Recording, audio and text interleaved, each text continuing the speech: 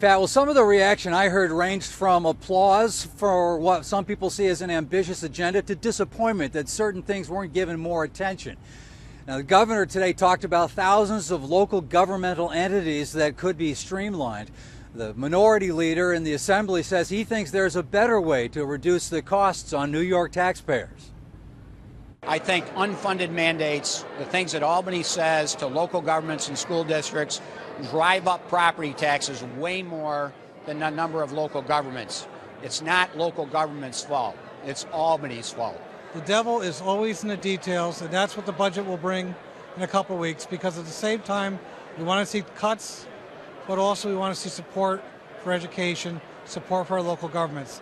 So let's see what the budget brings. Of course, it's nice to talk about all this, but we have to talk about where the money's going to come from, too. It's not just going to drop from the sky. I think it was sort of a basic, run-of-the-mill kind of state of the state. I didn't see anything earth-shattering in there.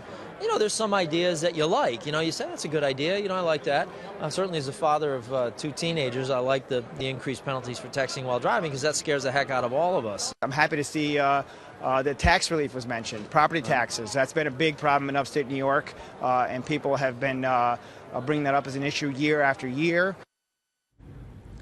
There was a lot of talk about education in the speech today. There wasn't really any talk at all about Common Core, and one person I spoke with said that she expected to hear more about that.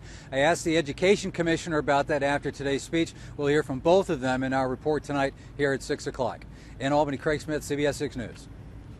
Craig, in listening to all the reaction that you got, I would characterize it as guarded. Would that be sort of your response? And did you get any sense at all whether these lawmakers are willing to work with the governor now to make this stuff happen?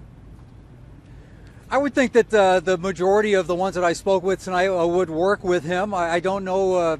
I don't know whether I'd call it guarded. I didn't see anyone jumping up and down saying this is the greatest speech ever. But I think that the people listened to what they heard, and I think they're willing to get done the things that can be done. Will all come down to money, probably more than the political will to get it done.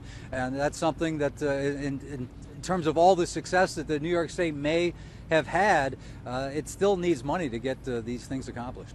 All right, Craig Smith, thanks very much for that live report from downtown Albany.